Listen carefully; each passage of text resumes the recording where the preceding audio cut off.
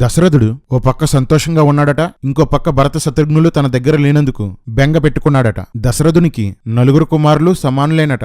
ఒక్క 2 లైన్లు కిందకెళ్లేసరికి దశరథునికి తన కుమారుల్లో పెద్దవాడైన శ్రీరాముడు మిక్కిలి ప్రీతిపాత్రుడు అని రాయబడింది. రే ఎర్రి కుక్కల్లారా, ఏంట్రా ఈ రాయడం? అక్కడే సమానం అంటారు, అక్కడే రాముడు ఎక్కువ అంటారు. కథ కూడా సరిగ్గా రాయడం రాదేంట్రా మీకు? ఇక్కడ రాముడిలో ఏమాత్రం కనిపించని రామలక్షణాలు రాస్తారు. రాముడు ఇతరుల్లో సుగుణాలే చూస్తాడట, కాని రాముడికి అందరి మీద అనుమానమే. రాముడు కోపమనే మాటే ఎరుగడట, కాని ముందు వెనక చూడకుండా కోప్పడిపోతుంటాడు.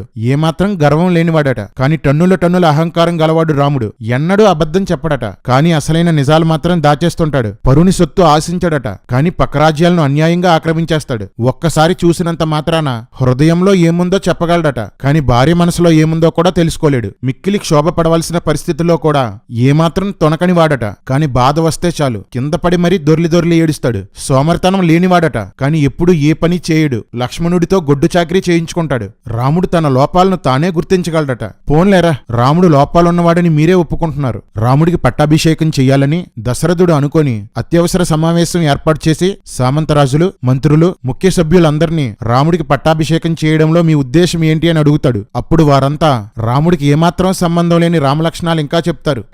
న్యాయంగా చంపాల్సిన వాళ్ళనే చంపుతాడంట, కాని వాలితో సహా అనేక మందిని అన్యాయంగా చంపాడు. మొత్తానికి అందరూ రామ పట్టాభిషేకానికి అంగీకరిస్తారు. రేపే పట్టాభిషేకం ఏర్పాట్లు చెయ్యండి అని దశరథుడు అందరి ముందు ప్రకటించేస్తాడు. వెంటనే వశిష్ఠుని ఆదేశంతో పనులు ప్రారంభమైపోతాయి. అందరి ఇళ్లపైన జెండాలు పెట్టుకుంటారు. హర్ఘర్ తిరంగా ఇదే.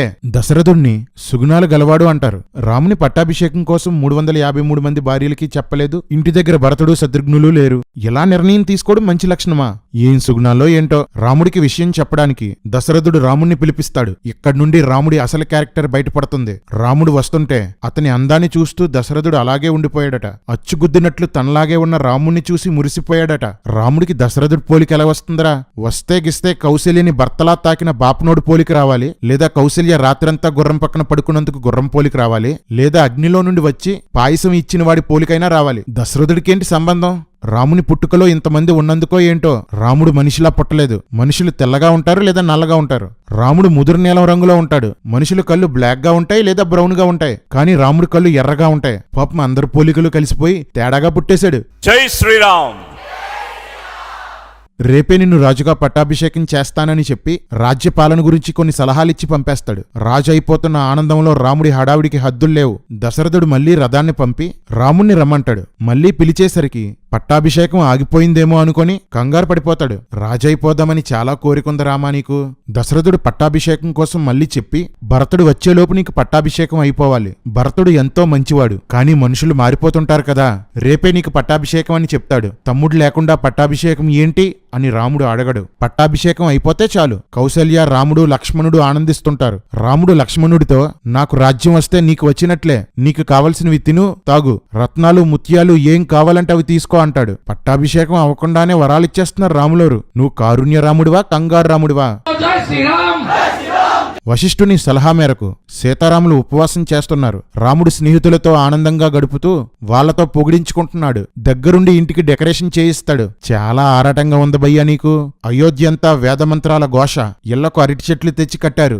రంగుల ముగ్గులు వేశారు. గాలిపటాలు ఎగరేస్తున్నారు. దశరథునితో కైకేయికి వివాహం అయినప్పుడు ఆమెకు తోడుగా మందర అనే గూనిస్త్రీ వచ్చింది. మందర రామ పట్టాభిషేక విషయాన్ని కైకేయికి చెబితే కైకేయి ఎంతో సంతోషిస్తుంది. కాని మందర భరతుడు పట్టాభిషేకం పొందాలి అని చెప్తుంది. కాని కైకేయి నాకు రాముడు భరతుడు ఒకటే, రాముడు రాజైతే నాకు చాలా సంతోషం అని చెప్తుంది. మందర కైకేయిని మూర్ఖురాలా, నీ కొడుకుని రాజుని చెయ్యని కోప్పడుతుంది. అయినా కైకేయి ఒప్పుకోదు. రాముడు కొంతకాలం అయోధ్యని పరిపాలించి తర్వాత భరతుడికి రాజ్యాన్ని అప్పగిస్తాడని కైకేయి అంటుంది. రాముడు అయోధ్యని తన పిల్లలకిచ్చేసి భరతుడికి ఏదో ఒక రాజ్యం ఇస్తాడని మందర అంటుంది. రే లలితాంటి, తర్వాత కాలంలో రాముడు చేసింది అదే కదరా. రాముణ్ణి మందరే కరెక్ట్ గా అర్థం చేసుకుంది. నక్కజిత్తులున్నవారే నక్కజిత్తులున్నవారిని గుర్తుపట్టగలరు. ఎంత చెప్పినా కైకేయి ఒప్పుకోకపోవడంతో రాముడు రాజావుగానే భరతుణ్ణి చంపడమో అడవులకి పంపడమో చేస్తాడని రెచ్చగొడుతుంది. అప్పటి వరకు రాముడంటే ప్రాణమన్న కైకేయి ఒకేసారి కోపంతో ఈరోజే రాముణ్ణి వనవాసానికి పంపుతాను, భరతుణ్ణి పట్టాభిషేకం చేయిస్తాను అంటుంది. రామాయణంలో పాత్రలన్నీ ఇంతే, కథకనుగుణంగా ప్రవర్తన మారిపోతుంటది. నిజ సంఘటన అయితే మనుషుల ప్రవర్తనను బట్టి కథ జరుగుతుంది. రామాయణం కల్పితం కాబట్టి కథను బట్టి పాత్రల ప్రవర్తన మారిపోతుంటుంది. రామాయణంలో అందరూ అపరిచితులే, నిమిషానికి ఒకలా మారిపోతుంటారు. ఒక యుద్ధంలో దశరథుడు గాయపడి చావు బ్రతుకుల మధ్య ఉంటే కైకేయి అతన్ని కాపాడుతుంది. అప్పుడు దశరథుడు నువ్వు నన్ను 2 వరాలు కోరుకో అంటాడు. మందర ఆ విషయాన్ని కైకేయికి గుర్తు చేసి రాముణ్ణి 14 సంవత్సరాలు వనవాసానికి పంపమని మొదటి కోరికగాను, భరతుణ్ణి పట్టాభిషేకం చేయమని 2వ కోరికగాను అడగమని కైకేయికి సలహా ఇస్తుంది. ఆ సలహా విన్న కైకేయి ఆనందంతో మందరను పొగుడుతుంది. రే ఎర్రికుక్కలో, రే బురద పందులు, రండ్రా రండి, మీ రామాయణం గొప్పతనం వినండి. కైకేయి మందరతో గూనివాళ్ళు సాధారణంగా అవయవ సౌష్ఠవం లేకుండా ఉంటారు, కానీ నువ్వు మాత్రం చూడముచ్చటగా ఉన్నావు. నీ స్తనములు బిగుతుగా ఉండి మెడ వరకు వ్యాపించి మిక్కిలి ఎత్తుగా ఉన్నాయి. రొమ్ముల క్రింద ఉన్న బొడ్డు నాజూగ్గా ఉంది. పొట్ట లోపలికి ఉండి నడుము సన్నగా ఉంది. నీ నడుము క్రింది భాగం అంటే నడుము నుండి తొడ వరకు గల భాగం నిండుగా ఉంది. అందమైన ముఖంతో పరిపుష్టమైన పిక్కలు అనువైన తొడలతో అద్భుతంగా ఉన్నావంటుంది. రే ఒక ఆడది ఇంకో ఆడదాన్ని ఇలా పొగుడుతుందా? ఏంట్రా ఇది రామాయణమా కామాయణమా? రామాయణం కావ్యం కాదురా, గేయం. గేయం అంటే పాట కాదురా, గేయం.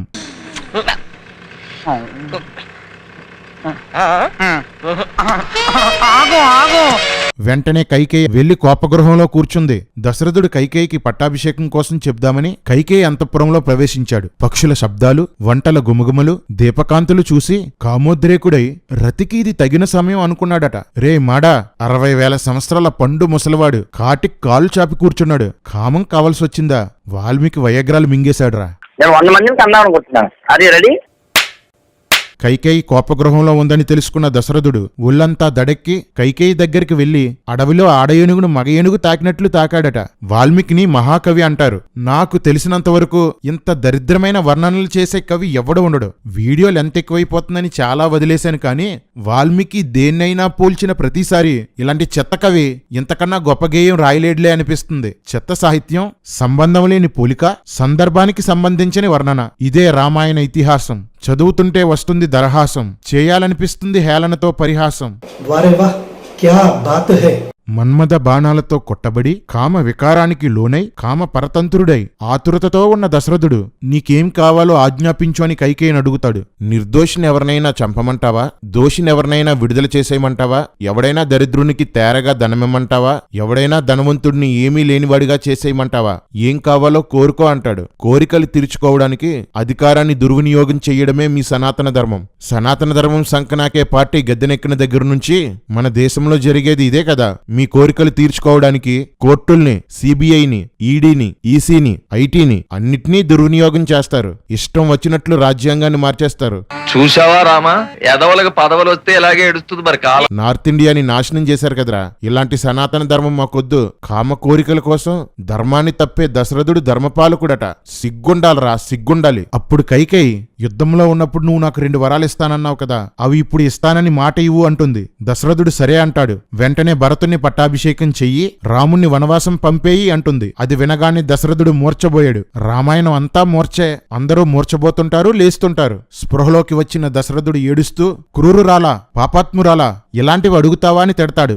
రాముడు నీకు ఏ అపకారం చేశాడని ఎంత ఏడ్చినా కైకేయి ఒప్పుకోదు. భరతుణ్ణి రాజుని చేస్తాను గాని రాముణ్ణి వనవాసానికి పంపలేను. చావబోతున్న వయస్సులో ఇంత దుఃఖం నాకు కలగజేయొద్దు అంటాడు. ఇందాకేమో గర్జించే గుర్రంలాగొచ్చాడు, ఇప్పుడేమో ముసలోన్ని అంటున్నాడు. అందరూ అంతే, అప్పటికప్పటికే మాటలు ప్రవర్తనలు మారిపోతుంటాయి. కైకేయిని తిట్టి 2-3 సార్లు మూర్చబోయి మొత్తానికి చేసేది లేక 2 వరాలకి ఒప్పుకుంటాడు. తెల్లవారింది. దశరథుడు తన మంత్రి, తమ రథ సారథి అయిన సుమంత్రుడిని పిలిచి రాముణ్ణి తీసుకురమ్మంటాడు. సుమంత్రుడు వెళ్లేసరికి రాముడు చక్కగా బంగారు ఆభరణాలు, అందమైన వస్త్రాలు, తలలో పువ్వులు, ఒంటి నిండా సెంటూ రాసుకుని బంగారు కుర్చీ మీద కూర్చొని ఉంటాడు. పాపం పట్టాభిషేకానికి పొద్దున్నే రెడీ అయిపోయాడు. మా రాజ్యానికి ఏమైంది? మా ఏనుగు రిక్షాలో తీసుకురండి అంటే కైకేయి మందిరానికి రమ్మన్నారని చెప్పగానే కైకేయి మా నాన్నగారిని నా పట్టాభిషేకం విషయంలో ప్రోత్సహించి ఉంటుంది. నేను వెళ్లి పొగిడించుకొని వస్తాను, నువ్విక్కడ ఆటపాటలతో ఆనందించు అని సీతతో చెప్తాడు. ఎవడ్రా ఇక్కడ రాముడికి రాజ్యకాంక్ష లేదు అని చెప్పినాడు. చాలా ఆరాటపడ్డాడు భయ్యా. రాముడు గుహలో నుండి బయటికి వచ్చిన సింహంలా బయటికి వచ్చాడట. అయ్యో ఎర్రిరామా, ఎల్లు ఎల్లు, దారి పొడుగునా జనాల జేజేలు, రాముడి టాటాలు, పాటలు పాడుతూ ఊరేగిస్తూ పూలు చల్లుతూ తీసుకెళ్లారట.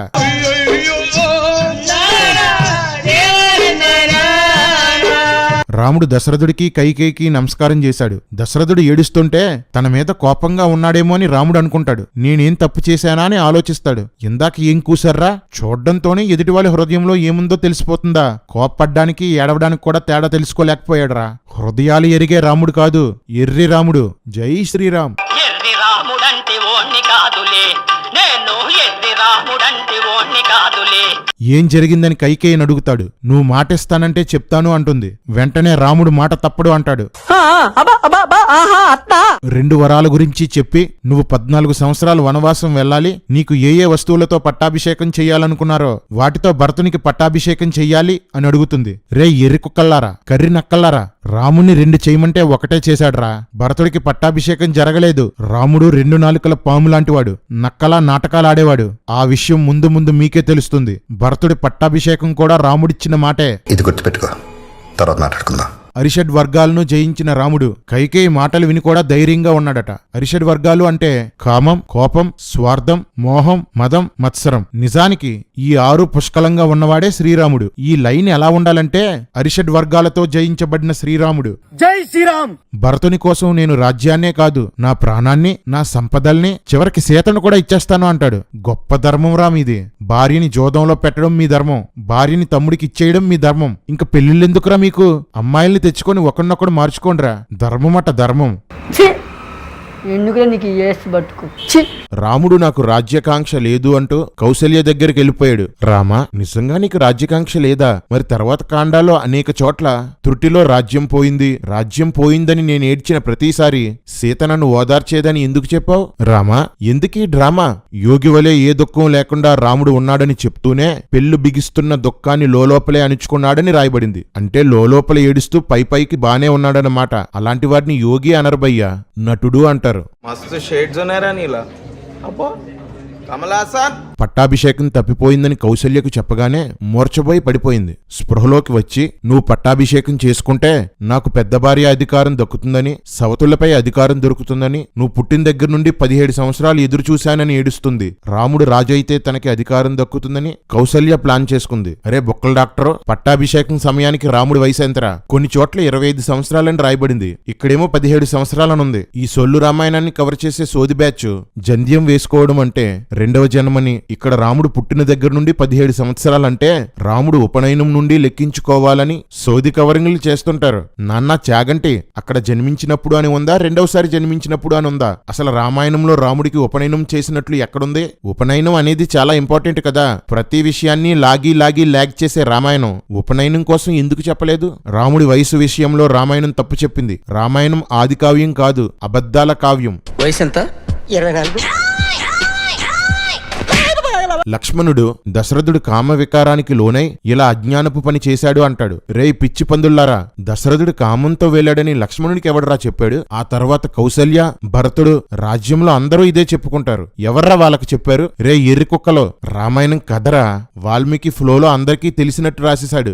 దశరథుడు ఎప్పుడూ నన్ను బాగా చూసుకోలేదని కౌసల్య అంటుంది. కానీ పిల్లల కోసం వచ్చిన పాయసంలో సగం కౌసల్యకే ఇచ్చాడు. ఆమె పోషణ కోసం 1000 గ్రామాలు ఇచ్చేశాడు. లక్ష్మణుడు కోపంతో రాముడు చాలా నీతిమంతుడు, రాముడు చేసిన దోషం ఇది అని చెప్పిన వాడిని నేనింతవరకు చూడలేదు అంటాడు. లచ్చా, నేను చెప్తాను కదా.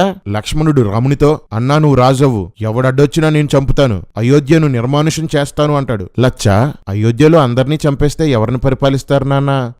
మన తండ్రి దుష్టుడైపోయాడు, అతన్ని చంపేద్దాం లేదా జైల్లో వేసేద్దాం అంటాడు. ఎవ్వడికి వాడు తేడానే, తండ్రితో సహా అందర్నీ లేపేస్తాడట. లచ్చా, అంత కోపం ఎందుకు మచ్చా? కౌసల్య రామునితో, నీ తమ్ముడు మాటలు విన్నావు కదా, ఇక నీ ఇష్టం అంటుంది. అంటే దశరథుడిని లేపేయడానికి కౌసల్యకి ఏ అభ్యంతరం లేదన్నమాట. ఎంత మంచి కుటుంబమో, బంగారు కుటుంబం. మీ ఇంట్లో అందరూ ఇలా వంకరగానే మాట్లాడతారా? తిన్నగా ఎవడో మాట్లాడ్డా అనుకుంటా. కౌసల్య రామునితో వనవాసానికి వెళ్లొద్దని చెప్తుంటే రాముడు కౌసల్యతో తండ్రి చెప్పిన మాటకై కండుడు అనేవాడు ఆవుని చంపాడు, తండ్రి మాటకై పరశురాముడు తన తల్లి తల నరికాడు, తండ్రి ఏం చెప్పినా పాటించడమే సనాతన ధర్మమని చెప్తాడు. రే పోరంబోకుల్లారా, సనాతనం సనాతనం అని సెకిలిస్తున్నారు కదరా, మీలో ఎంతమంది తల్లిదండ్రుల మాట వింటున్నారా? రే కర్రీ, యేసుక్రీస్తును నమ్ముకుంటే సనాతన ధర్మం పాటించకపోవడం కాదురా. తండ్రి మత్తులో చెప్పినా, మోహంతో చెప్పినా, మంచి చెప్పినా, చెడ్డ చెప్పినా గుడ్డిగా దాన్ని చెయ్యని వారందరూ సనాతన ధర్మాన్ని పాటించనట్లే. ఇప్పుడు చెప్పండ్రా, మీలో ఎంతమంది సనాతన ధర్మాన్ని పాటిస్తున్నారో? మీరే పాటించినప్పుడు మాకెందుకురా మీ సనాతన ధర్మం? ఈ దరిద్రం మనకు అక్కర్లేదు. కౌసల్య రాముడితో నేను కూడా నీతో వస్తాను అంటే భర్త బ్రతికుండగా నువ్వు రాకూడదు, పతి సేవే సనాతన ధర్మం అని చెప్తాడు. రామా, భర్త దగ్గర భార్య ఉండి సేవ చెయ్యాలన్నావు కదా, మరి లక్ష్మణుని ఎందుకు భార్యకు దూరం చేశావు? భార్య బ్రతికుండగా ఆమెను వదిలేసి నీతో వనవాసానికి వచ్చిన లక్ష్మణుడు ముమ్మాటికి సనాతన ధర్మాన్ని సైడ్ కాలువలో వేసి తొక్కేసినట్లే కదా. నేను తండ్రికిచ్చిన మాట కోసం అరణ్యానికి వెళ్తే నా తండ్రి ఆడిన మాటను తప్పని సత్యవంతుడవుతాడని రాముడంటాడు. రే ఎర్రిబత్తాయిలు, రాజ్యంలో సామంతరాజులకి, మంత్రులకి, ఊర్లో అందరికీ రాముడే యువరాజని మాటిచ్చేశాడు కదరా. రాముడు అరణ్యానికి వెళ్ళకపోతే దశరథుడు కేవలం కైకేయి దగ్గర మాత్రమే మాట తప్పినవాడవుతాడు. రాముడు అరణ్యానికి వెళ్తే దశరథుడు రాజ్యంలో ఉన్న అందరి దగ్గర మాట తప్పినవాడవుతాడు. ఇంత చిన్న లాజిక్ ఎలా మిస్ అయ్యారు మీరు? రాముడు వనవాసానికి వెళ్లినందుకు అందరూ దశరథుడిని తిట్టుకున్నారు, చీ అన్నారు. అది తట్టుకోలేక కుమిలి కుమిలి చచ్చాడు. తండ్రి ఒక మాట చెప్తే దాన్ని పాటించడం వలన తండ్రికే ప్రమాదం వస్తుందని తెలిసినా గుడ్డిగా దాన్ని పాటించడమే సనాతన ధర్మం. అలాంటి ధర్మం మాకు అవసరం లేదు బాబు. ఈ దరిద్రం మనకు అక్కర్లేదు. రాముడు అక్కడి నుంచి సీత దగ్గరకు వెళ్లి, పట్టాభిషేకం క్యాన్సిల్ అయ్యింది, నేను 14 సంవత్సరాలు వనవాసానికి వెళ్తున్నాను, నువ్వెక్కడే పూజలు చేసుకుంటూ జాగ్రత్తగా ఉండు అని చెప్తాడు. అందుకు సీత, నాకు నీవే గతి, నీతో అరణ్యానికి వస్తాను, కష్టమైన సుఖమైనా నీతోనే, నీవు లేకుంటే నాకు స్వర్గం కూడా వద్దు అంటుంది. కాని ఇదే సీత రాముడి స్వభావం పూర్తిగా తెలిసాక నువ్వు నాకొద్దు, నాకు స్వర్గమే కావాలంటుంది. మీరే చూస్తారు కదా. సీత మాటలు ధర్మసమ్మతమే అయినా సీత మీద ఉన్న ప్రేమ వలన ఆమెను ఆపడానికి రాముడు ప్రయత్నించాడు. ఇప్పటి వరకు ఇదే సనాతన ధర్మం అంటూ తల్లికి తమ్ముడికి నీతులు చెప్పి భార్యకి ఇబ్బంది కలుగుతుంది అనుకుంటే సనాతన ధర్మాన్ని వదిలేస్తాడంట. రాముడికే లెక్కలేని సనాతన ధర్మం మాకెందుకురా ఎర్రి కుక్కల్లారా.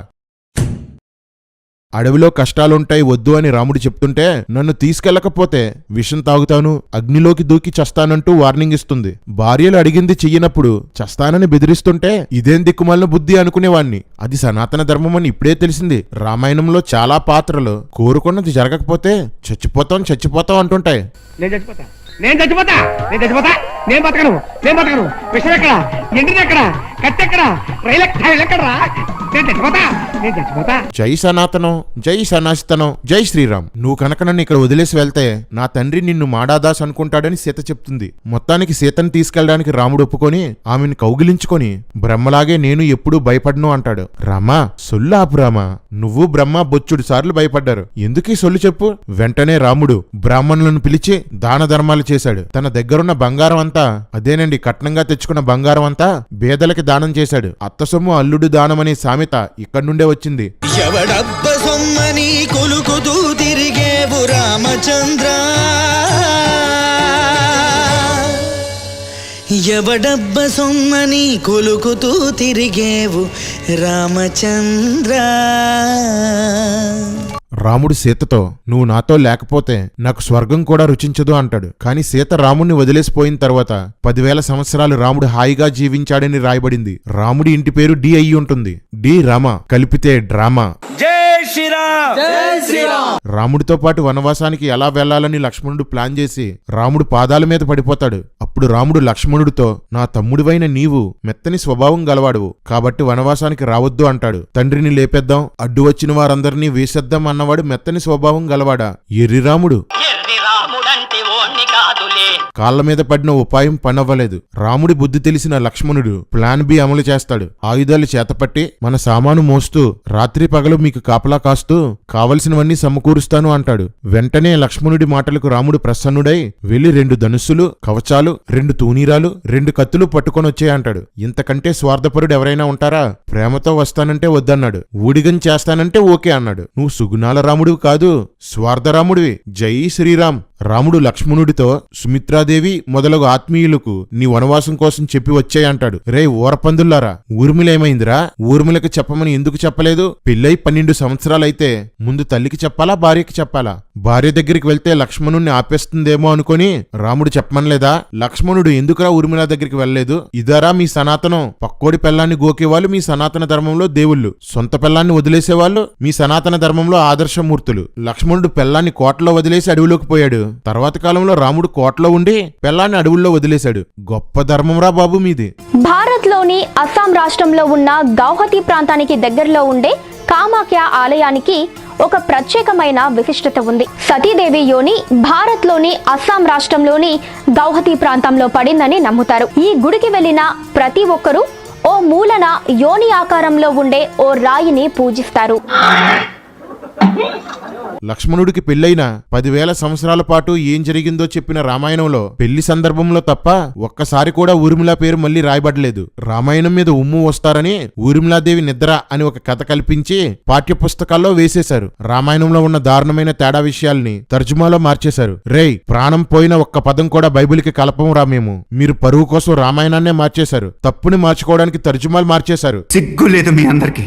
మళ్ళీ మీరు మమ్మల్ని అంటారా? ఈసారి నోరెత్తండ్రా. ఒక్కొక్కడికి వెనక నుండి బలెం దింపితే నోట్లో నుండి బయటకు వస్తది. చెత్త రామాయణం, చండాలం రాముడు. సామాను సర్దుకొని దశరథుడికి కనిపించడానికి బయలుదేరుతారు. దారంతా అయోధ్య ప్రజలు ఏడుస్తూనే ఉన్నారంట. సోషల్ మీడియా కంటే స్పీడ్ గా వార్త అందరికీ ఎలా తెలిసిపోయిందిరా? ఏ రాతలో ఏం రామాయణమో. రాముడితో పాటు ఆస్తిపాస్తులు వదిలేసుకుని వనవాసానికి వెళ్లిపోదామని అయోధ్య ప్రజలు అనుకున్నారంట. పట్టాభిషేకం ఆగిపోయినందుకు విలవిల్లాడిపోయారంట. జనమంతా కామంతో దశరథుడు ఇలా చేశాడు, కైకేయి వల్లనే ఇలా జరిగిందని తిట్టుకుంటున్నారు. ఇవన్నీ రాముడు వింటున్నా ఏమాత్రం బాధపడలేదంట. అసలు కోట్లో జరిగిన ఈ విషయం ఊరంతా ఎలా తెలిసింది? రాముడికి పట్టాభిషేకం చెయ్యలేదని తనే లీక్ చేసుంటాడు. అలాంటోడేలే. దశరథుని భార్యలందరూ దశరథుడి దగ్గరికి వచ్చి రామా రామా అంటూ ఏడుస్తున్నారు. నేను తప్పుగా మాట ఇచ్చాను, దానిని పక్కన పెట్టి అయోధ్యను పరిపాలించు అని దశరథుడు రాముణ్ణి అడిగితే అలా చెయ్యను అంటాడు. నాకు రాజ్యంపై, సీతపై, మరి దేనిపైన ఆశలు లేవు. నీ మాట నేను నిలబెట్టి నీకు పేరు తెస్తే అంతే చాలంటాడు. దశరథుడికి అపఖ్యాతే వచ్చింది గాని మంచి పేరు రాలేదు. దశరథుడు కైకేయి అవమానాల పాలయ్యారు. రాముడు వనవాసానికి వెళ్లి హీరో అయ్యాడు. నక్కజిత్తుల రాముడు. జై శ్రీరామ్. రాముడి మాటలకి దశరథుడు మళ్లీ మూర్చబోయాడు. సుమంత్రుడు కూడా మూర్చబోయాడట. ఏంట్రా ఈ మూర్చగోల? సుమంతుడు స్పృహలోకి వచ్చి కైకేయి మీద తీవ్రంగా కోప్పడి తిడతాడు. ఒక మంత్రి రాణిని తిడతాడా? ఏంట్రా ఈ పిచ్చి రామాయణం? పిచ్చండి ఇది. రాముడితో పాటు ఆహారాన్ని, వస్తువుల్ని పంపమని దశరథుడు చెప్తాడు. కాని కైకేయి అందుకు ఒప్పుకోదు. కైకేయి సీతారామ లక్ష్మణులకి నారచీరలిస్తుంది. వారు వాటిని కట్టుకుంటారు. వశిష్ఠుడు వచ్చి సీత వనవాసం కోసం కైకేయి కోరుకోలేదు కాబట్టి ఆమెకు పట్టు వస్త్రాలు, బంగారు ఆభరణాలు ధరించాలని చెప్తాడు. కాని సీత తన భర్తతో సమానంగా నారచీరలే ధరించిందట. గాయ్స్, ఇది గుర్తు పెట్టుకోండి, తర్వాత దించేద్దాం. వెంటనే దశరథుడు కోశాధికారిని పిలిచి సీతకు 14 సంవత్సరాలు సరిపడే వస్త్రాలు, వస్తువులు, ఆభరణాలు కూర్చమని చెప్పగానే తెచ్చేస్తారు. సీత చక్కగా పరిపుష్టంగా ఉన్న తన అవయవాలకు పట్టుచీర, చిత్ర విచిత్రమైన ఆభరణాలు అలంకరించుకొనెను అని రాయబడింది. ఇందాకేం చూసాం? తన భర్తను బట్టి వీటి మీద ఆసక్తి లేకుండా ఉంది. ఇప్పుడు అన్ని ధరించేసింది. అందరూ ఇంతే.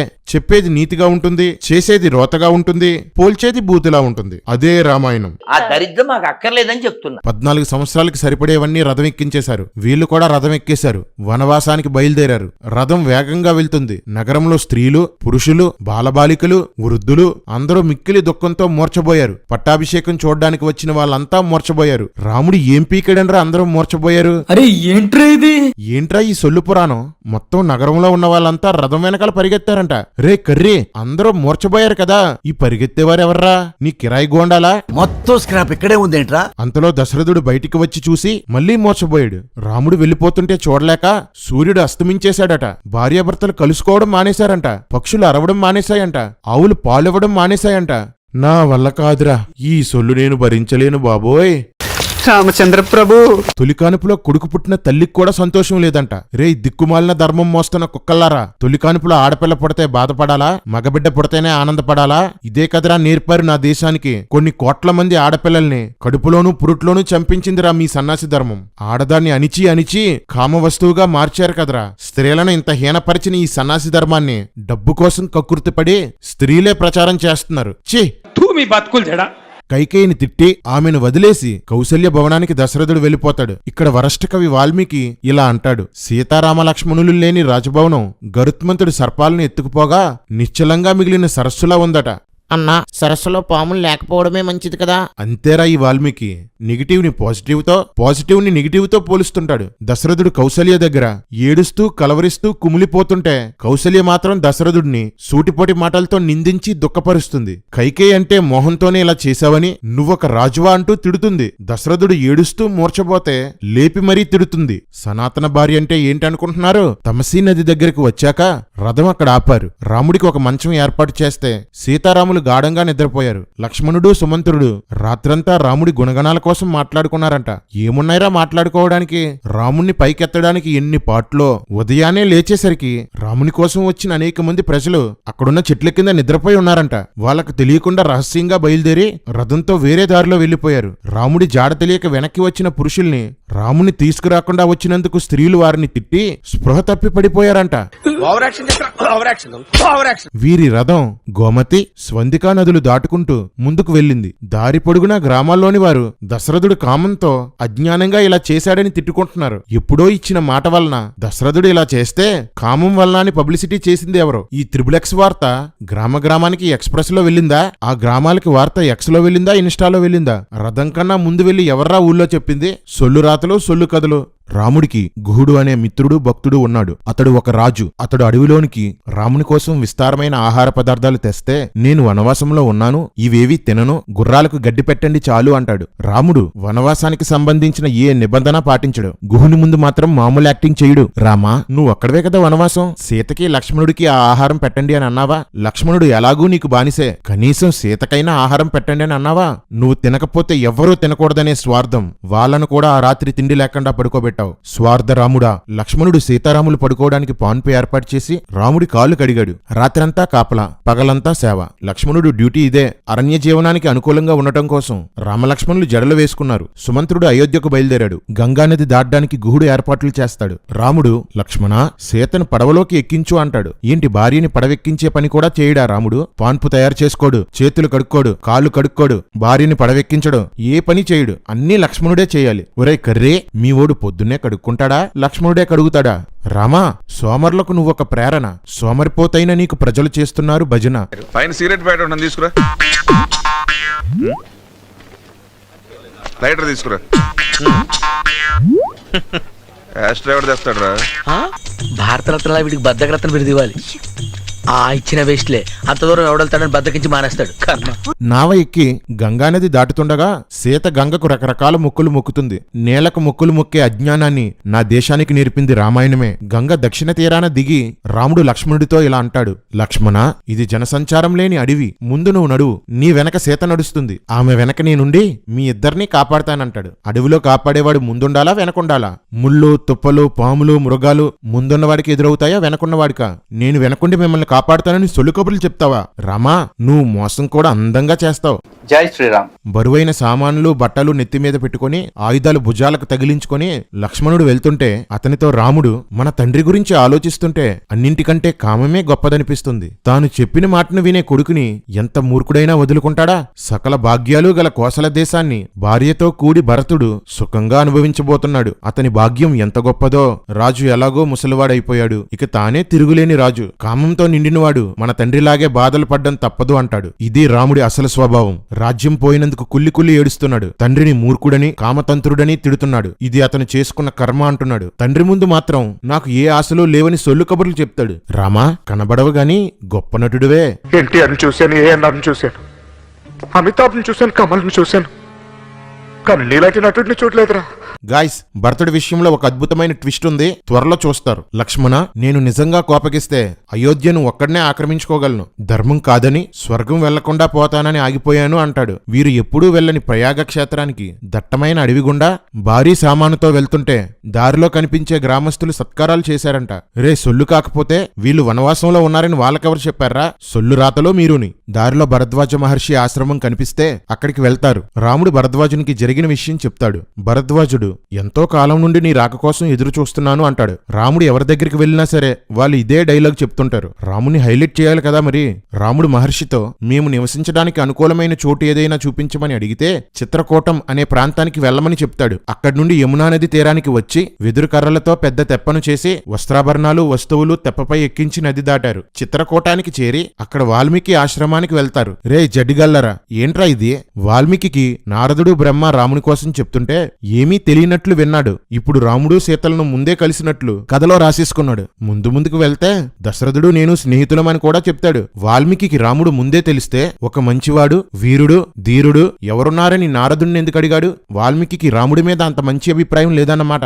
వాల్మీకి ఆశ్రమం పక్కనే రాముడు ఒక కుటీరం కట్టమని లక్ష్మణుడితో చెప్తాడు. లక్ష్మణుడు కష్టపడి కుటీరాన్ని కడతాడు. మరి రాముడేం చేశాడు అనుకుంటున్నారా? ఆ కుటీరాన్ని చూసి ఎంతో సంతోషించాడు. రాముడు చిన్న పని కూడా చెయ్యడు, కానీ సొల్లు చెప్పమంటే మాత్రం మాటలు కోటలు పేటలు దాటించేస్తాడు. రాముడు లక్ష్మణుడితో ఒక కృష్ణ జింకను చంపి తీసుకునిరా, వాస్తు పూజ చేద్దాం అంటాడు. లక్ష్మణుడు జింకను చంపి తెచ్చి హోమంలో బాగా ఉడికించి రాముడికిస్తే దాన్ని పూజలో సమర్పించి స్నానం చేస్తాడు. మోసానికి కామానికి నిలువెత్తు స్వరూపమైన మతోన్మాద బేపనోళ్ళు ఇక్కడ జింకను దుంపా అని తర్జుమా చేశారు. రే సిగ్గులేని ఉన్మాద బేపనోళ్ళారా, ఉన్మాద బాపనోళ్ళు మాత్రమే తిడుతున్నాను. రే సిగ్గులేని ఉన్మాద బేపనోళ్ళారా, మీ గ్రంథం మీద మీకు గౌరవం లేదు కాబట్టే తర్జుమాలో అనేక విషయాలు మార్చేశారు. మీరే గౌరవించని ఈ చెత్త పుస్తకాన్ని మేమెందుకు గౌరవించాలరా? రాముడు వాస్తు పూజ చేసి అందులోకి ప్రవేశించి హాయిగా గడుపుతున్నారు. రాముడికి కూడా వాస్తు అంటే భయమే అన్నమాట.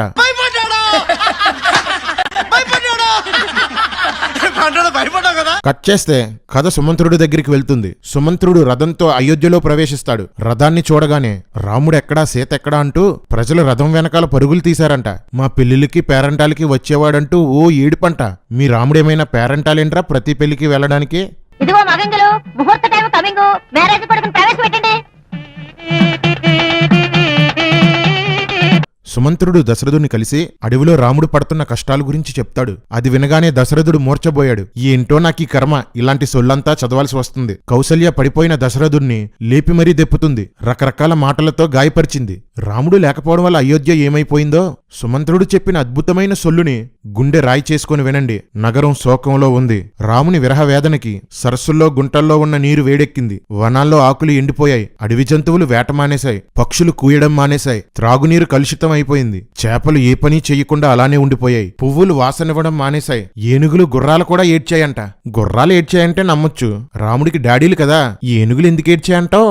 ఈ సొల్లంతా విన్నాక దశరథుడు ఎంతో పశ్చాత్తాపంతో ఏడుస్తూ మంచం మీద పడిపోయాడు. కౌసల్య మంచం దగ్గరికి వెళ్లి మరీ దశరథుడిని దెప్పి తిడుతుంది. అలా దశరథుడిని 5 పేజీలు నాన్ స్టాప్ గా తిడుతుంది. దశరథుడు ఏడుస్తూ వణుకుతూ చేతులెత్తి దండం పెట్టి నన్నింక బాధ పెట్టొద్దు అని బతిమాలినా కౌసల్య వదలదు. దశరథుడు పశ్చాత్తాపంతో ఏడ్చి ఏడ్చి రాత్రంతా రామా రామా అని కలవరిస్తూ మధ్యరాత్రిలో చచ్చిపోతాడు. దశరథుడిని చంపింది కైకేయి కాదు, కౌసల్యే. కౌసల్య కైకేయి కంటే పెద్ద విలన్. రాజు చనిపోయిన విషయం తెలియక ఉదయమే రాజుని పొగడటానికి భజన బ్యాచ్ వచ్చింది. వాళ్ళ శబ్దానికి పక్షులు లేచి కూసాయంట. మరి సుమంత్రుడేంట్రా పక్షులు కూయడం మానేసాయని రాశాడు? మీలాగే మీ రామాయణంలో కూడా అందరూ సొల్లుగాలేనేరా?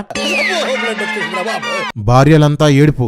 రాత్రంతా వేపుకొని తిని భర్తను చంపేసి మహానటి అయిన కౌసల్య నేను సతీ సహగమనం చేస్తానని కన్నీళ్లు పెట్టుకుంది. సతీ సహగమనం చేయవలసిందిగా ఇక్కడ ఉన్నటువంటి మాల్ సింగ్ యొక్క కుటుంబ సభ్యులు కావచ్చు, అదే విధంగా బాబు లాల్ అనబడేటటువంటి ఒక పూజారి కావచ్చు, అక్కడ రూప్ కన్వర్కి చెప్పడం జరిగింది. రే ఎవడ్రా ఇక్కడ హిందూ గ్రంథాల్లో సతీ సహగమనం లేదన్నవాడు? రామాయణంలో బొచ్చుడు సార్లుంది. భర్తను బాధ పెట్టి చంపడము సనాతన ధర్మమే. భర్త చచ్చిపోతే అతనితో పాటు చావడము సనాతన ధర్మమే. జై సనాతనం, జై శ్రీరామ్.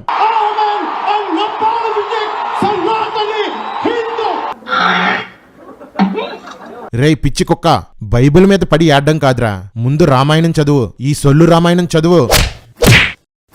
రాజ్యంలో ప్రజలందరూ ఏడుస్తుంటారు. ముందు రోజు వరకు కామంతో నిండి దశరథుడు తన కొడుకుని అడవుల్లోకి పంపించేశాడని చెప్పుకున్నారు. ఈ రోజు దశరథుడు గొప్ప రాజు అంటూ ఏడుస్తున్నారు. దశరథుడు కుటుంబంలో ఉన్న వాళ్లే కాదు, అయోధ్యలో ఉన్న వాళ్ళందరూ కూడా అపరిచితులే. దశరథుని అంత్యక్రియలు చేయడం కోసం భరతుణ్ణి శత్రుఘ్నుణ్ణి రప్పించడానికి రథంతో మనుషుల్ని పంపిస్తారు. దశరథుడి శవాన్ని ఔషధాల్లో భద్రపరిచారు. దశరథుడు చనిపోయిన 15 రోజులకి భరతుడు అయోధ్యకు వస్తాడు. అయోధ్య వెలవెలపోవడం గమనిస్తాడు. ప్రతిరోజు అయోధ్యలో చీకటి పడుతుండగా స్త్రీ పురుషులు ఉద్యాన వనాల్లోకి వెళ్లిపోయి రాత్రంతా రతి సంయోగంతో సంతోషించి తెల్లవారుతుందనగా ఎవరి ఇళ్లకు వారు పారిపోవడం భరతుడు చూసేవాడట. కాని ఇప్పుడు ఆ ఉద్యానవనాలు ఖాళీగా ఉండడం గమనించాడు. రే ఎర్రి కుక్కలో, భార్యాభర్తలైతే శారీరకంగా కలుసుకోవడానికి వనాలకు వెళ్లరు అంటే వనాల్లో జరిగేది ఏంట్రా? వ్యభిచారమే కదా. అయోధ్య ఒక బోకు పట్టణం, అక్కడ రాత్రంతా జరిగేది వ్యభిచారమే. రామరాజ్యం కావాలి రామరాజ్యం కావాలి అంటే ఏంటో అనుకున్నాను. రామరాజ్యం అంటే రెడ్ లైట్ ఏరియాల్ని లీగల్ చేయడం అన్నమాట. ఒరే బావమర్ది, బావా నా రాజ్యం రామరాజ్యం రా. ఇక్కడ మర్డర్లుండవు, రేపులుండవు, రౌడీజం ఉండదు. ఎవత్తైనా రానంటే కదా రేప్ చెయ్యాలి, ఎవరైనా ఇవ్వనంటే కదా రౌడీసం చెయ్యాలి. అవేవి లేవు. ఏం చెప్పావు బావా? నువ్వు రాముడివి, నేను రామదాసుని. జై శ్రీరామ్. తండ్రి మరణ వార్తని కైకేయి భరతుడికి చెప్పింది. వెంటనే భరతుడు నేలపై పడి దొర్లి ఏడ్చాడు. కైకేయికి మాత్రం ఏ బాధ లేదట. మంచి భార్యలు, మంచి కుటుంబం. రాముణ్ణి త్వరగా పిలిపించు, నాకిక అతనే గతి అని భరతుడు అంటాడు. ఇంకెక్కడ రాముడు, అతన్ని 14 సంవత్సరాలు వనవాసానికి పంపేశాను అంటుంది. భరతుడు ఇంకా దుఃఖపడి ఏడ్చి కైకేయిని నోటికి వచ్చినట్లు తిడతాడు. రాముని తీసుకువచ్చి రాజ్యం అతనికి ఇస్తాను అంటూ భరతుడు ఏడ్చి చెప్పండి గాయస్, మూర్చపోయాడు. స్పృహలోకి వచ్చి కౌసల్య దగ్గరకు వెళ్లి, నేను రాజ్యం కోరలేదు, వనవాసం విషయం నాకు తెలియదు, అంతా కైకేయే చేసిందని కుమిలి ఏడ్చి, గాయస్ మూర్చపోయాడు. దశరథుడి శవాన్ని చితిపై పడుకోబెట్టి భరతునితో తలకొరివి పెట్టించారు. పిండం పెట్టి 10 రోజులు మైలు తర్వాత 11వ రోజున స్నానం చేసి పెద్ద కర్మ చేశాడు. ఈ మైళ్ళు దినాలు రామాయణంలో నుండి వచ్చినవే. ఏడుస్తున్న భరతుణ్ణి చూసి శత్రుఘ్నుడు కూడా మూర్చబోయాడు. చావండి హే ఎందుకు పుడతారో కూడా తెలియదండి మనుషులు కొంతమంది. కోపంతో శత్రుఘ్నుడు మందర దగ్గరకు వెళ్లి ఆమెను ఈడ్చుకుపోతాడు. భరతుడు అడ్డుపడి, నేను కైకేయిని చంపేద్దును, కానీ అలాంటి పని చేస్తే రాముడు నాతో మాట్లాడడం మానేస్తాడని చంపలేదు అంటాడు. లేదంటే తల్లిని లేపేద్దుడనమాట. అందరూ తేడాగాలేరా మీ రామాయణంలో? భరతుడు మంత్రులందరినీ పిలిచి, నాకు పట్టాభిషేకం వద్దు, నేను వనవాసానికి వెళ్లిపోయి రాముణ్ణి రాజుగా చేస్తాను అని చెప్తాడు. రాముణ్ణి తీసుకురావడానికి రోడ్లు వేయమంటాడు. మొక్కలు, చెట్లు, శిబిరాలు అన్నీ సిద్ధపరుస్తారు. ఇక ఇక్కడి నుండి సొల్లు పీక్స్, లాజిక్ వీక్స్. ఉదయమే లేచి భరతుడు రథమెక్కాడు. అప్పటికే భరతుడు నారచీరలు కట్టుకుని జడ వేసుకుని ఉన్నాడు. అతని వెనకాల 9,000 ఏనుగులు, 60,000 రథాలు, 1,00,000 మంది గుర్రాల మీద వెంబడించారట. దశరథుని భార్యలు వేరే రథాలెక్కి బయలుదేరారట. చిన్న పెద్ద తేడా లేకుండా అన్ని కులాల వారు ఈ రథాలని వెంబడించారట. ఎంత తక్కువగా లెక్కేసుకున్నా 3 లక్షల మంది పైనే ఉంటారు. రాముణ్ణి పిలవడానికి ఇంతమందా? రాముణ్ణి ఎలా హైలైట్ చేయాలో తెలియక రచయిత ఎలా పడితే అలా రాసేశాడు. కానీ అన్నీ రాముణ్ణి అంతకంతకు మూర్ఖుడిలా చూపిస్తాయి. భరతుడు దారిలో రాముని భక్తుడైన గుహుడిని కలుసుకుంటాడు. రాముడు చెప్పిన మాటలను బట్టి అతడు వెనక్కి రాకపోవచ్చు అని గుహుడు భరతుడితో అంటాడు. ఆ మాట వినగానే తట్టుకోలేక భరతుడు, గాయస్ మూర్చపోయాడు. ఆ రాత్రి ఆ 3 లక్షల మంది అడవిలో గడిపి, ఏంటి 3 లక్షల మంది రాత్రి అడవిలో గడిపి, సర్లే ఉదయమే లేచారు. గుహుడు వీళ్ళందర్నీ గంగానది దాటించడానికి 500 నావలు, 100 స్వస్తిక్ ముద్రగల నావలు ఏర్పాటు చేశాడు. ఈ స్వస్తిక్ ముద్ర కూడా రామాయణం నుండి వచ్చిందే. 60,000 రథాలు, 1,00,000 గుర్రాలు, ఏనుగులు, 3 లక్షల మంది ప్రజలు 600 నావల్లో గంగానది దాటేశారంట. రే బొక్కల డాక్టర్, లెక్కలేసుకోరేంట్రా మీరు? కేవలం రథాలు దాటించడానికి ఒక్కొక్క నావ 100 రౌండ్లు వెయ్యాలిరా. మొత్తం అందరినీ నది దాటించడానికి ఒక్కొక్క నావ 700 రౌండ్లు వెయ్యాలి. ఒక రౌండ్ కి అప్ అండ్ డౌన్ 2 గంటలు తీసుకుంటే 24 గంటలు నావలు నాన్ స్టాప్ గా నడిపితే 60 రోజులు పడుతుంది. సొల్లుకు కూడా హద్దులుండాలరా. చెప్పాను కదా ఇక్కడ నుండి లాజిక్ కి లంగరేసి సముద్రంలో దించేస్తారని. భరద్వాజ మహర్షితో మాట్లాడి రాముని ఆచూకీ తెలుసుకుందామని ఆశ్రమానికి కొంచెం దూరంలో తన బలగవంతటిని ఆపేసి భరతుడు మంత్రుల్ని, వశిష్ఠుణ్ణి తీసుకొని ఆశ్రమానికి వెళ్ళాడు.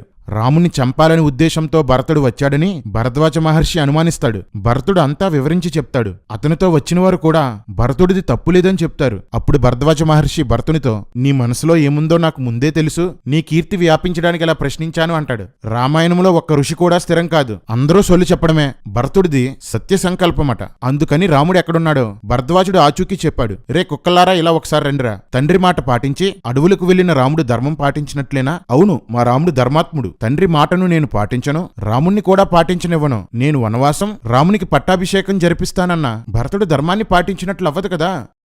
అంటే మరి చెప్పండ్రా ఓరకొక్కల్లారా, ఏంట్రా ఈ పిచ్చి పుస్తకం? తండ్రి మాట పాటించేవాడు ధర్మాత్ముడే, పాటించడానికి సహకరించే లక్ష్మణుడు ధర్మాత్ముడే, పాటించని భరతుడు ధర్మాత్ముడే, పాటించకుండా అడ్డుకోవడానికి వెళ్తున్న పురోహితులు, మంత్రులు కూడా ధర్మాత్ములే. ఏంట్రా ఈ పిచ్చి ధర్మం? అన్నదమ్ములు 4 విష్ణుమూర్తి అవతారాలేనట.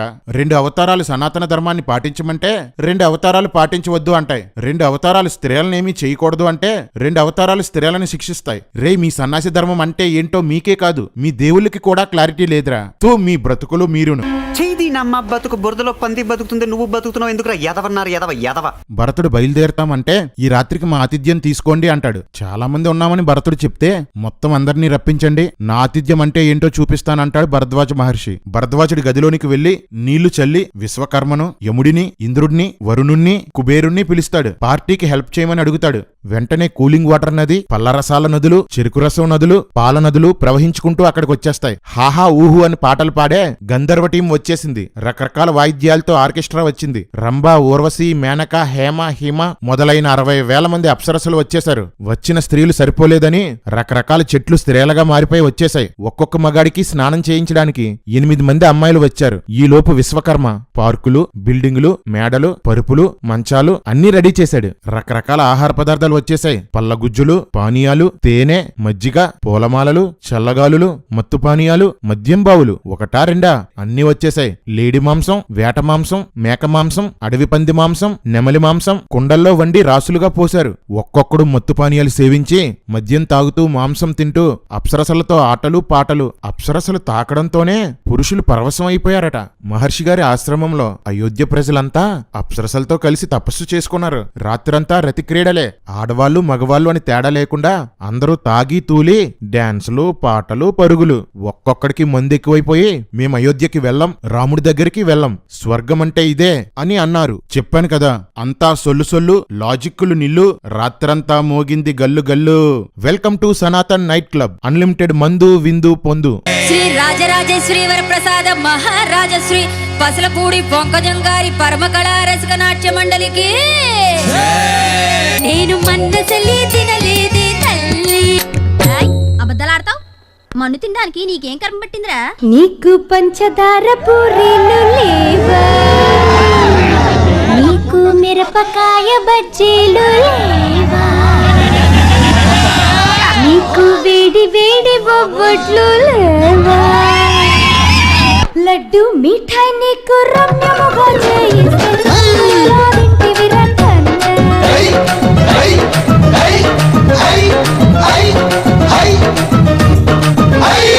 రంగు జాంగిరి నీకు రమ్యముగా చేయిస్తే మన్నేలా తింటివి రకన్న, మన్నేలా తింటివి రకన్న. పాల ముంజలు నీకు పర్వముగా చేయిస్తే మన్నేలా తింటివి రకన్న, మన్నేలా తింటివి రకన్న.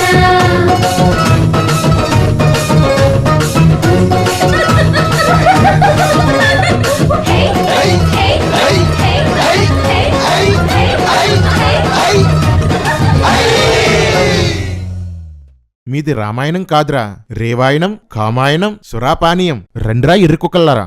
ఏంట్రా మీ ఋషి రేవు పార్టీ ఇస్తున్నాడా? అందుకేనేట్రా మీ స్వామీజీలందరూ పగలు పవిత్రులు, రాత్రులు రసికులుగా మారిపోతారు. ఇదరా సనాతన ధర్మం అంటే? అంతేగా అంతేగా.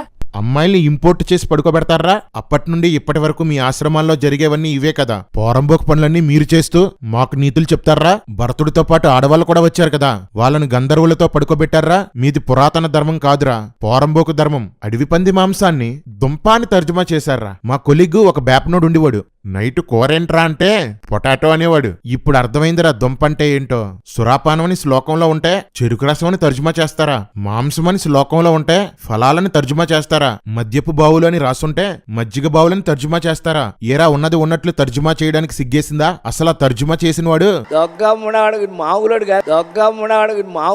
దశరథుడి ఫ్యామిలీ లాగే అయోధ్యలో ఉన్న వాళ్ళంతా కూడా నిమిషానికో మూడు మారిపోయి అపరిచితులే. రాముని కోసం రథం వెనకాల పరిగెట్టి ఏడ్చారు. మత్తు పదార్థాలు తీసుకుని అప్సరసలతో దొర్లి మాకు రాముడే వద్దనేశారు. యథా ధర్మ తదా పోరంబోకులు. అంతేగా అంతేగా. ఎవరికీ తెల్లవారే వరకు మత్తు దిగలేదంట. ఉదయమే భరద్వాజ మహర్షి భరతుడితో రాత్రి బాగా గడిచిందా అని అడుగుతాడు. మహర్షుల అసలు రంగు ఇదనమాట. మహర్షి భరతుడికి చిత్రకూట పర్వతం యొక్క అడ్రస్ చెప్తాడు. భరతుడు సైనికులు కలిసి రాముణ్ణి వెతుకుతూ చిత్రకూట పర్వతానికి చేరుకుంటారు. రాముడున్న స్థలం దగ్గరలోకి వచ్చేసరికి లక్ష్మణుడు భరతుని సైన్యం చూసి, రామా, సీతను గుహలో దాచిపెట్టు, భరతుడు మనల్ని చంపడానికి వస్తున్నాడు, మనిద్దరం కలిసి భరతుణ్ణి, కైకేయిని, మందర్ని చంపేద్దాం అంటాడు. విష్ణుమూర్తి అవతారమైన లక్ష్మణుడు ఎలా మాట్లాడుతున్నాడో చూడండి. రామాయణంలో పదే పదే లక్ష్మణుడిని తెగ పొగిడేస్తుంటారు. కానీ లక్ష్మణుడికి ఆవేశం, తొందరపాటు తప్ప ఇంకేమీ లేవు. ఇలాంటి లక్ష్మణుడు రాముణ్ణి పదే పదే ఓదార్స్తుంటాడు. ఏంటో కర్మ. అప్పుడు రాముడు కారణం లేకుండా ఎదుటివారిని అనుమానించకూడదు అంటాడు. రామా, నువ్వెందుకు విషయం తెలియకుండా సుగ్రీవుణ్ణి, భరతుణ్ణి అనుమానించావు? బాబాలా కూర్చొని సొల్లు చెప్తావు కానీ బాగుపడే పని ఒక్కటే చెయ్యు. తండ్రిని ప్రసన్నం చేసుకొని భరతుడు నాకు రాజ్యం ఇవ్వడానికి వస్తున్నాడేమో అంటాడు. పైకి కనపడవు గాని లోపల నీకు చాలా ఆశలున్నాయి భయ్యా. మనల్ని అయోధ్యకు తీసుకువెళ్ళడానికి దశరథుడే వచ్చి ఉంటాడని రాముడు అంటాడు. లోపలేమో అయోధ్యకు వెళ్లిపోవాలని ఉంది. వెళ్లిపోతే కీర్తి ప్రతిష్టలు రావని ఇంకో బాధ. పాపం రాముడు నలిగిపోతున్నాడు.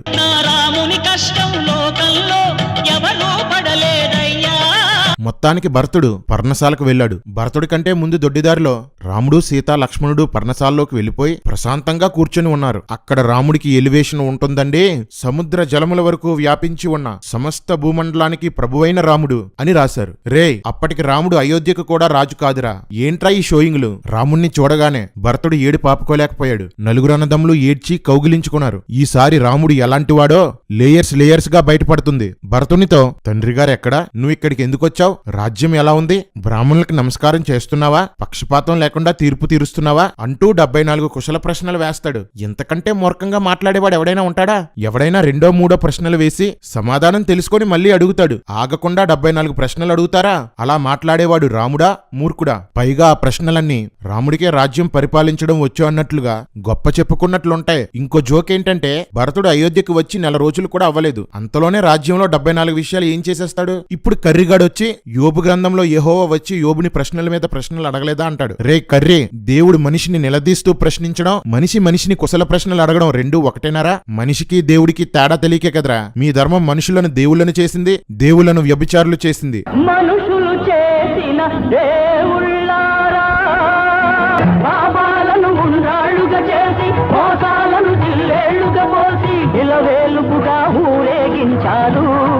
ఈ మహానుభావులు ప్రజల కళ్ళకే గంతలు కట్టారు.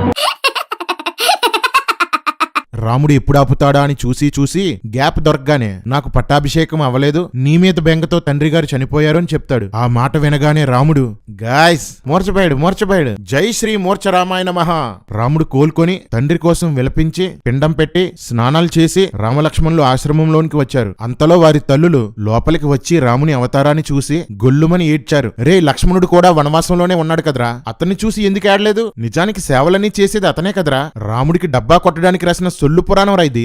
రాముడు తల్లులను చూసి వాళ్ళ పాదాలకు నమస్కారం చేస్తుంటే తల్లులు రాముడి వీపుపై నిమురుతూ అక్కడున్న ధూళి తుడిచారంట. ఎరికొక్కలో ఇప్పుడే కదరా స్నానం చేసి వచ్చాడు, ధూళి ఎక్కడి నుండి వచ్చిందిరా? సొల్లు రాతలో సొల్లు పుస్తకము. భరతుడు రాముణ్ణి అయోధ్యకు రమ్మని చేతులెత్తి కాళ్ళు మొక్కి చాలాసేపు బ్రతిమాలుతాడు. నాకు తండ్రి ఆజ్ఞే ముఖ్యమని. రాముడు రానంటాడు. నీ బదులు నేను వనవాసంలో ఉంటాను, నా బదులు నువ్వు అయోధ్యకు రాజుగా ఉండు అని భరతుడు రాముణ్ణి ఎంత వేడుకున్నా రాముడు మాత్రం ఒప్పుకోడు. నువ్వు కూడా తండ్రి ఆజ్ఞ పాటించు అని చెప్తాడు.